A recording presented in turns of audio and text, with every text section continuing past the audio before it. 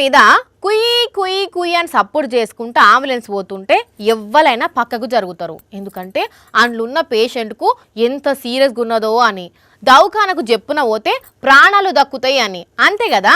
అయితే అసోంటి ఓ ambulance గిడొకాడ road మించి పోతుంటే దానికి సైడ్ ఇవ్వాలి కదా, కానీ పోయేదాన్ని ఆపిండ్రులా ఎందుకో. ఇంగో ఇదే అంబులెన్సు కుయ్యి కుయ్యు అని సప్పుడు చేసుకుంటా రోడ్డు మించి స్పీడ్గానే పోతున్నది. వీళ్ళు దీని వెనక ఫాలో అవుతున్నారు.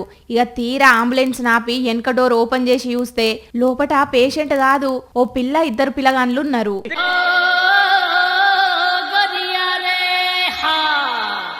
అవ్వా ఎంత దారుణముల్లా, కొంచెమన్నా సిగ్గున్నదా వీళ్లకు?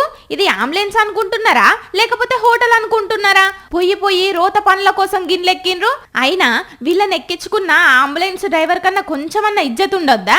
ఇందుకైనా సర్కార్ అంబులెన్స్ కు పర్మిషన్ ఇచ్చింది.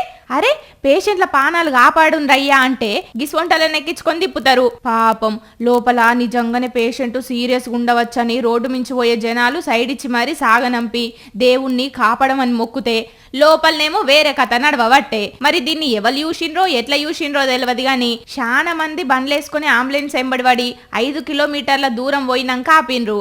ఇది మధ్యప్రదేశ్ రాష్ట్రంలా. మరి ఆపినాక వట్టిగానే ఊకోరు కదా, ముగ్గురిని తలో 3 అందుకున్నారట. ఛీ, ఒక అంబులెన్స్ని ఇట్లా కూడా వాడతారా అనుల్లా? సిగ్గులేని బతుకులు.